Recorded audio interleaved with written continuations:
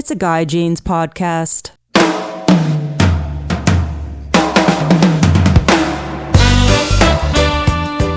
My guest today is Jay Garstecki, and he is a board member of TakeAVetFishing.org and OperationHealingHeroes.org.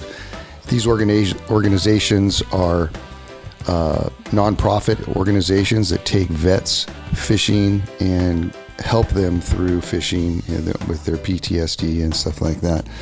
So it's a great podcast. We're going to learn all about these great organizations and what they do. Also learn about what it takes to do a nonprofit and have a nonprofit, that sort of thing. So here's my next guest, Jay Garstecki.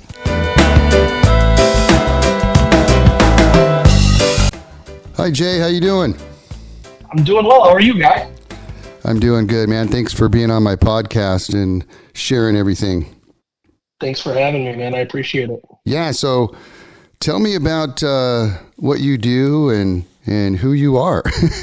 Sure. Okay. Yeah. So I guess I'll start out with I started a couple different nonprofits that support our U.S. military veterans and their family members who are struggling with post-traumatic stress. So the first nonprofit that I co-founded with another veteran is called Take a Vet Fishing, and we do exactly that. We take U.S. military veterans that have post-traumatic stress out fishing as a form of therapy.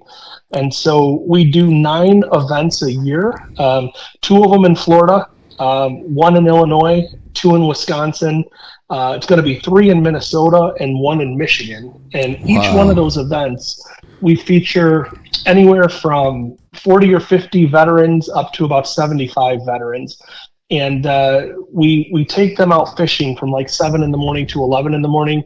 Our guide boat captains are people who own a boat who are willing to donate, 4 hours of their time and their boat and their gas and the wear and tear on their truck or their vehicles. But basically they're volunteers who volunteer to take our U.S. military veterans out fishing for a few hours. It's not a tournament. There's no fees or anything that's associated with it. It's all 100% free to our veterans.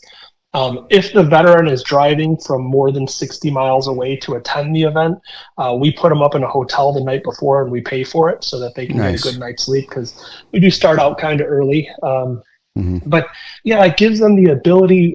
We have some veterans that are avid fishermen to veterans who have never held a fishing pole in their life, right? And just want to get out and maybe try it for the first time. But what we do is we pair veterans with other veterans on a guide boat, let them go out and, like I said, just enjoy what nature's given to us, right? And so it's really cool to be able to allow these vets to get out on the water and experience what a day of fishing is like. And then at noon, we bring them off the water.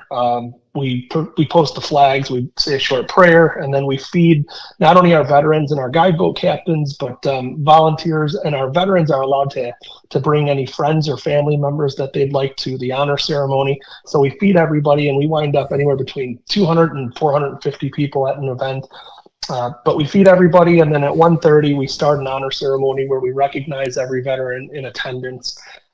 We raffle off some prizes and some gifts, and then it's done by 3:00, and it's called a Day of Giving Back. And like I said, we do about 9 of those a year. So pretty cool stuff. Wow, that's pretty awesome, man. So what does it do for the vets? The fishing and being out there on the water. What is it that they are experiencing when they're out there and stuff? I want to be clear. I personally am not a veteran. My grandfather served in World War II. He was on the beaches of Omaha, on Omaha Beach in Normandy, and survived to tell about it. My dad was a Marine. My brother is a Marine, and I never got to serve. So for me, it's my way of being able to kind of give back to our military community and say thank you for your service. But I can tell you what being out on the water does for me, right? And it's so, we've all experienced it. It's just, if you've gone out in the water early mornings, it's calm, it's serene.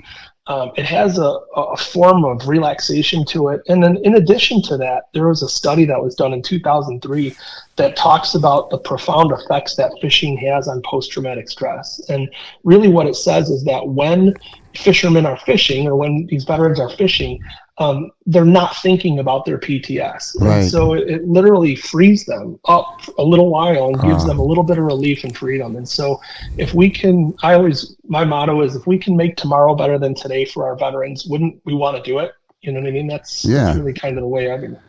So when they go out there, are they talking about some of the stuff that they go through, or are they just kind of fishing and forgetting about it, or are they kind of? Yeah, with Take a Vet Fishing, it's about getting them out on the water, either like I said, introducing them to fishing or just allowing them to enjoy what fishing has to offer. Yeah. If those two veterans want to share stories, maybe they're both Vietnam era veterans or something, and they want to compare stories, they're more than welcome to do so.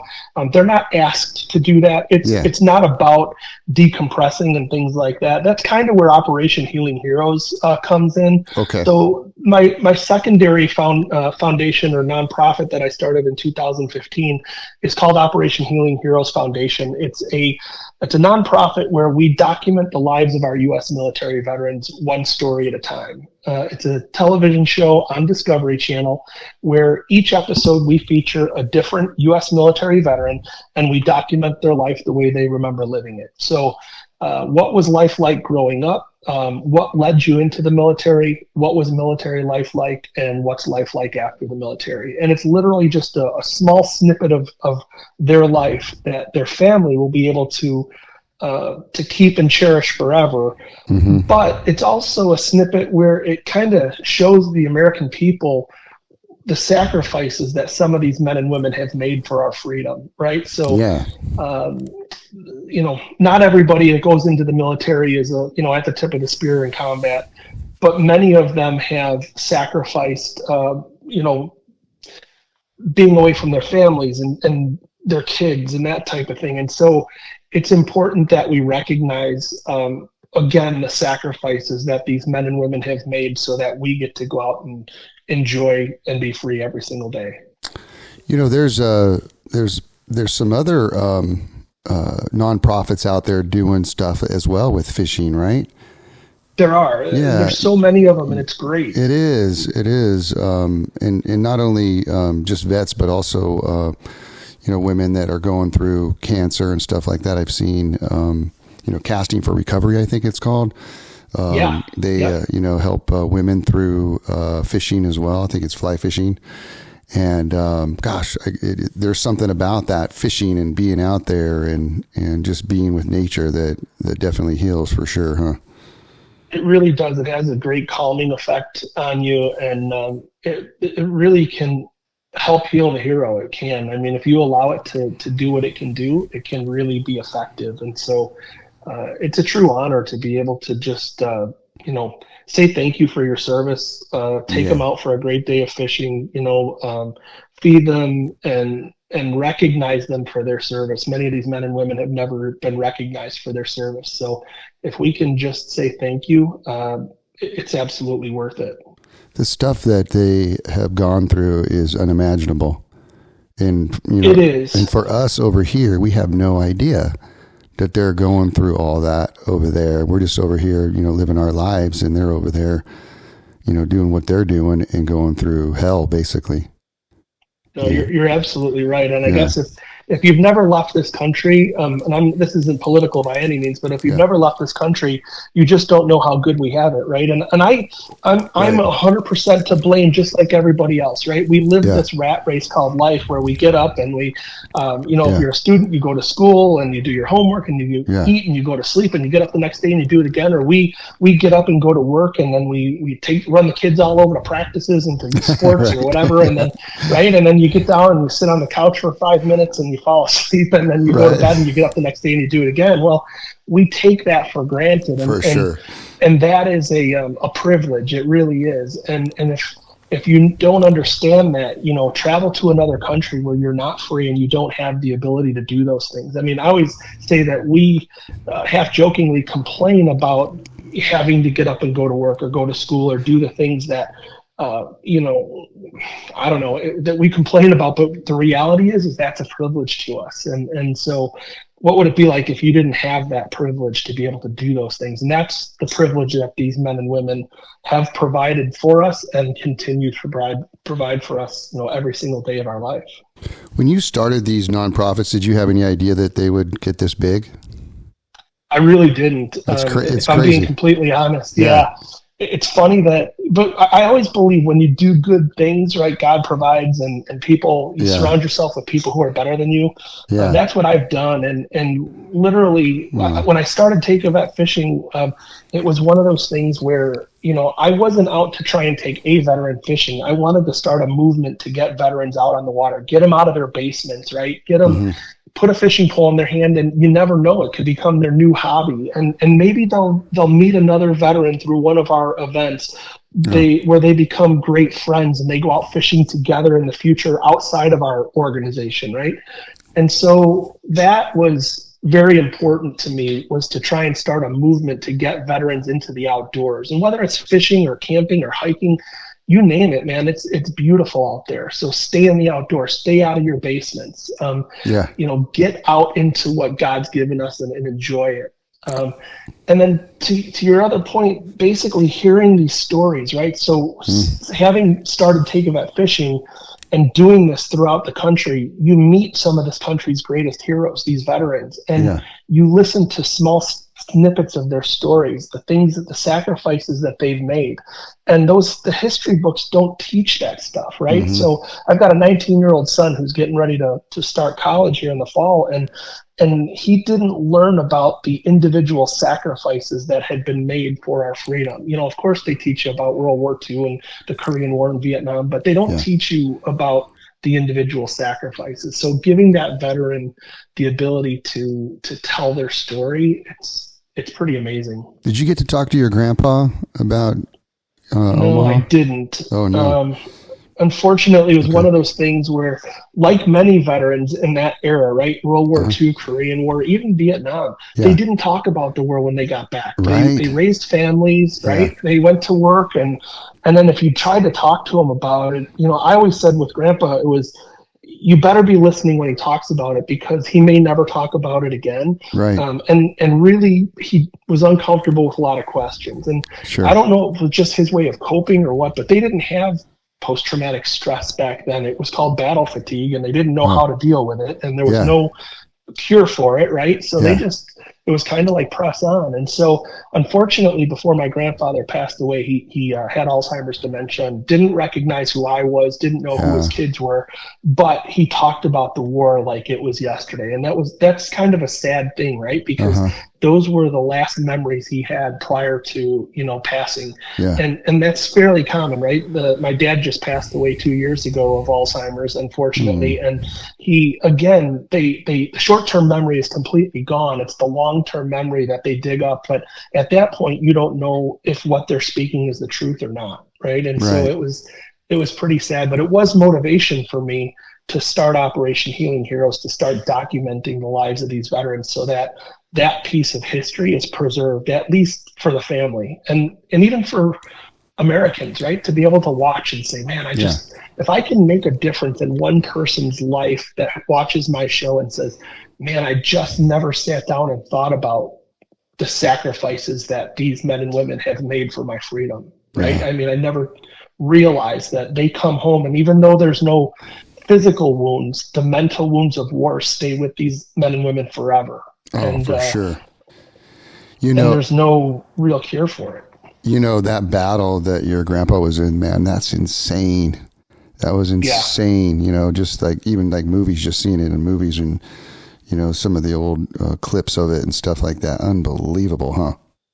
That's it. And he said that it was worse than what they could even show. I mean, literally some of the stories that he did share about piling up dead bodies in front of him so that he didn't get killed. I mean, that's something that no human should ever have to endure. Oh my God. You know what I mean? And, and then to come home and be expected to function in society as a normal person, right? After you've done those things and seen those things, it's almost unimaginable. And so that's why I said if we can and if we could just make a difference in a couple people's lives and make it better, then we as a society, I feel we're obligated to do that. If somebody wanted to start a nonprofit, how would they go about it? You know, like something like you're doing, how would they go about it and get things going? So we used a company out of Tennessee called the Foundation Group. I think it's 501c3.org or something like that. We chose to use that company because I didn't have one clue on how to start a nonprofit organization. I spent 26 years in the commercial printing industry, selling commercial printing and sales. And so I did some research online and found that this company called the Foundation Group can help you start your nonprofit. They help you get incorporated. They help you file your paperwork. Of course, there's fees that are associated with it. At the time, I want to say it was around $2,200. But it was worth it because they helped you write the application. So they dotted the I's and crossed the T's, so to speak, so that you get your nonprofit paperwork approved by the IRS and by the government. And so they helped us get both of our nonprofits started. But then from there, it's just about compliance, right? It's about staying in compliance with filing the taxes and doing right by people. That's really what it comes down to. And do you guys have to get like grants and raise money as well, just to kind of like keep it going, right? Is that how you guys? Yeah, we do. So it's funny being a nonprofit, and I joke about this because being on Discovery Channel for the last 8 years, people say, "Oh, you're a TV show on Discovery Channel. You must be making millions of dollars, money hand over fist." And if they only knew that behind the scenes, there's 4 of us board members. We literally fight tooth and nail for, and people say, "Oh, I don't want to donate. It's only $20 or it's only $10 that I can afford." They don't understand that money adds up. If you can give $10 and your neighbor gives $10, that's now $20. And it's really important because people think we have millions of dollars of budget, and we absolutely don't. Some of the bigger nonprofits out there, God bless them. I mean, Gary Sinise is doing amazing things for our veterans. He really, really is.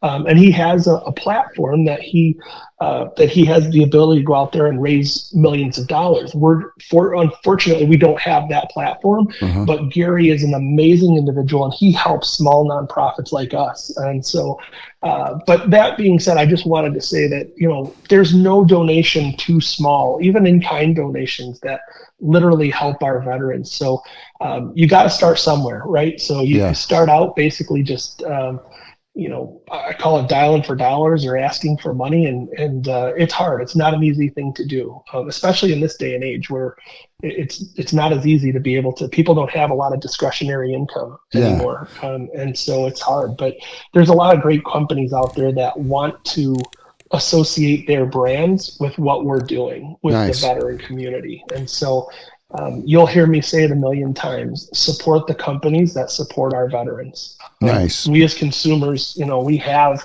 the ability to choose whether we're going to go to company A or company B, where we're going to spend our money, right? And if I'm going to spend my money with the companies that support our veterans. Yeah. We have a group out here called Hold the Line, and they're using fly fishing to help first responders. That's amazing. That's really cool, man.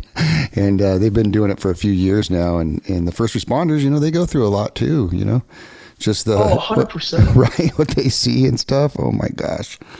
And that's the thing that, a lot of these paramedics and firefighters and police officers, they're constantly reintroducing trauma to the brain. What I mean by that is you don't know if your next call is going to be a battery or domestic violence, or if it's going to be a car crash. And you have to take that stuff home with you every single day. And so it's a struggle. And again, I feel as a society, we need to try and step up and do the best we can to try and help those individuals, because they're out there helping us. Does the Discovery Channel hook you guys up at all?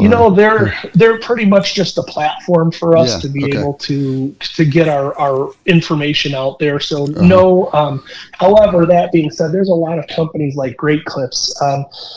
Great Clips is our primary sponsor, and they silently give more money to veterans organizations than anyone will ever know. On Veterans Day, they do give away free haircuts to veterans, or if you're not a veteran, but you know of a veteran, you could go into any Great Clips salon on Veterans Day and get a coupon that you can give to a veteran for a free haircut anytime between November 11th and the end of the year. So December 31st, a veteran could use that coupon anytime between then and get a free haircut. But more importantly than that, they literally make donations to nonprofit organizations like ours so that we can do our work and do our jobs to help our veterans. And so I guess the most important thing I want to share on your podcast today with your listeners is that, yes, I feel we're doing great things for our veterans and we're hopefully making tomorrow better than today. But more importantly, we, both of our organizations, Take a Vet Fishing and Operation Healing Heroes, pays for the treatment of post-traumatic stress for our veterans and for their family members outside of the VA. So the VA does the best they can, and depending upon what part of the country you live in, there's some very good VAs out there, and there's some that just can't keep up, right? And so if you're one of those veterans who can't get treatment through a VA in your local area and you'd like some additional help, contact us, because we want to help subsidize treatments using other nonprofits, whether it be equine therapy or service dogs or you name it. There's a bunch of them out there that we're affiliated with. We want to be able to try and help pay for that, because I know that it's hard. It's expensive. When is the show on Discovery? So it's on right now. It's on Q1, so January through the end of March on Sunday mornings on Discovery Channel. It's 7:30 Eastern Time, a.m. Okay. Now, we just had a meeting with Carco TV and Discovery Channel, and they've asked us to go to all 52 weeks. So we may be going to all 52 weeks, and they also asked if we would possibly produce 26 episodes per season, which would be amazing if we could get the funding to do it. Wow. Unfortunately, TV is very expensive. Right. It really is. I'm not going to lie. I mean, there's a lot of work that goes into it. I always joke, but we film for 2 complete days for 20 minutes and 45 seconds of television. Yeah, so right. That's what a half-hour show is. It's 20 minutes and 45 seconds of television, because you got commercials and all the other stuff. But we're hoping to get to that. We're hoping that within the next year or two, we'll be able to produce 26 episodes per season and be on Discovery Channel all 52 weeks instead of only being on for 13 weeks. Wouldn't that be cool, man? That'd be so cool. How do you guys film? Do you guys have like a full-on crew that you guys hire, or are they part of your crew, or how does that work? So I hire a company called Keith Anderson Films out of Bartlett, Illinois. Keith he's actually, being completely transparent, he's literally a very good friend of ours. Our kids are best friends. They grew up playing hockey together. I coached his son in hockey, but he does amazing work. He took the vision that I had for Operation Healing Heroes, and he literally executed it. And if you can imagine taking 2 days worth of film that we record and putting it into 20 minutes and 45 seconds of television and creating the story and having it make sense for the viewer, right? Yeah. It's an art, and he is amazing. He should be winning awards for it. He's so good. I watched a couple of your episodes prior to the podcast, and the quality is really good. The editing is fantastic. You can feel the emotion of, the vets and everything. One in particular was a gal who was a vet, and she basically said that you had saved her life.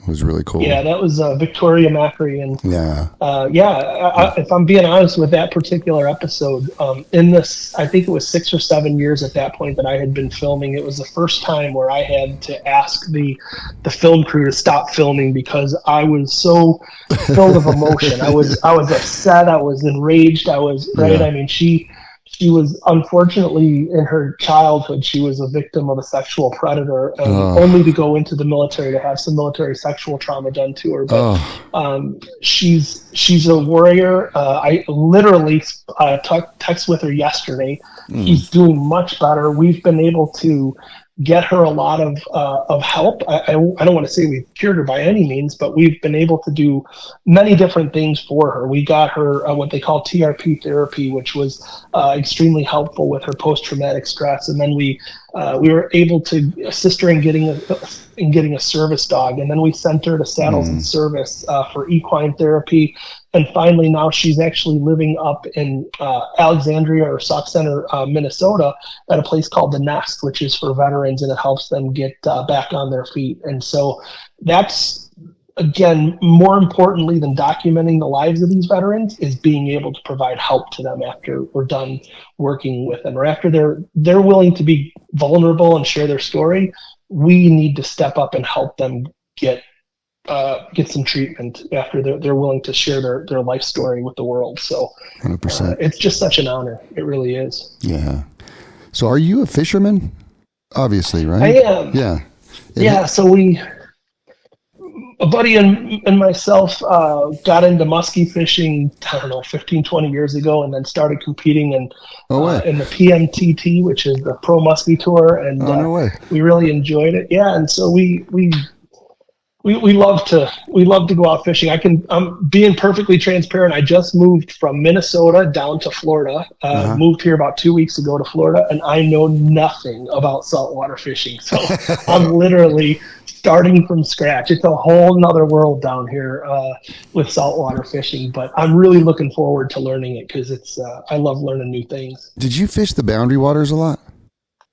I fished up in Canada quite a bit. Yeah. Boundary waters, not so much, but okay. We did fish up in Minnesota quite a bit. And then one of our sponsors is called Temple Bay Lodge up on Eagle Lake in Ontario. And we spent a lot of time up on Eagle Lake fishing for walleye and smallmouth bass and muskie up there. And it's God's country, let me tell you.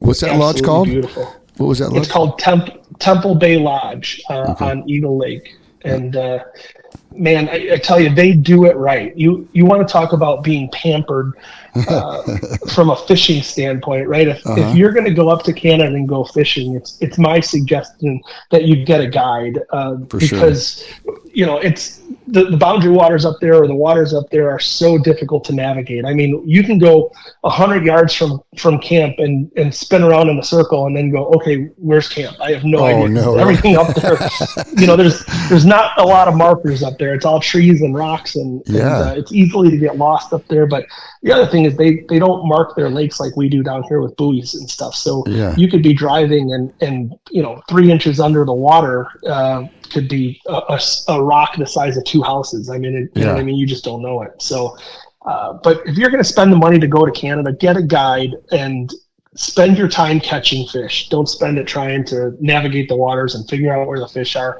Those individuals are on the lakes every single day, and they know exactly where the fish are. And then Temple Bay Lodge does an amazing job in the evening. They bring you in after a full day of guided fishing, and they cook you a meal that's to die for. Nice. Really, it's a great dinner, and then sit around and have a cocktail or play cards or just enjoy each other's company and get up the next day and do it all over again. So they've got it down right. So tell me about muskie fishing and your tournament muskie fisherman. How does that work? Yeah, so fishing the PMTT, the Pro Muskie Tour, it's just starting up again. They're going to be starting, I think, next month or this coming month in Kentucky on Cave Run Lake. But the muskie is basically the apex predator, right? It's the top of the food chain as it relates to freshwater fishing. And so just when you think you got them figured out, they throw a curveball at you, and it's crazy. But they call it the fish of 10,000 casts for a reason. And they're a real difficult fish to catch. It's not something where you're going to go out and catch 10 or 12 of them in a day. You know what I mean? It's not like panfish or bass fishing where you might, you're probably going to go out and hopefully see a few fish and maybe hook into one or two on a great day. That's really the way it comes down to. So it takes a lot of patience. You're using baits that are 6, 8, 10, 12 inches big, long. So it takes a lot of muscle to be able to power those baits out there and then get them through the water. So it's not for everyone. It's not for everyone, but it's fun when you hook into one. Let me tell you, they're big, right? They're huge. I mean, the trophy now is like 50 inches, right? So if you get a 50 incher, you have it mounted. You let it go. You measure it, get some pictures of it. You let it go, and they've done such a great job now of being able to make replicas. You don't have to kill the fish. Yeah. That fish is 20 years old. You don't want to kill it. Is that right? Wow. Yeah, they're amazing and amazing species. So much fun to catch. So you guys are throwing like big, are you using topwater baits or are big like trout baits kind of a All the above, yeah. Really? I mean, everything from jigging tubes off the bottom to throwing topwater baits that displace enough water that you think a boat's coming through the water. There's a wake behind the bait. How exciting, man. Yeah, and bucktails. I mean, you're throwing these bucktails that have double 13 or double 10 blades, so it's like trying to pull a kitchen sink through the water, and you're doing that cast after cast after cast after cast, hoping that the next one is the one that fish bites on. You know what I mean? And the real cool thing about muskies, if you've never done it before, is it's one of the only fish, or the only one that I'm aware of, that will follow your bait to the boat. So you can actually, up in Canada, you're fishing this clear water where, you're bringing the bait back to the boat, and, a foot or two behind the bait, you can see the actual fish coming right behind it, and their nose is just pinned to it. And really weird, you'll take the rod tip and you'll jam it down into the water, and you'll start doing what they call a figure eight or a big circle. And this fish is so fixated on that bait that it doesn't care that the rod is in the water. It doesn't care that you're standing there, that the boat is there. It's got one mission, and that is to eat that bait. And a boat side strike with a muskie, there's nothing like it. It's so much fun to watch that fish open his mouth and hit that bait, and then the fight's on, right?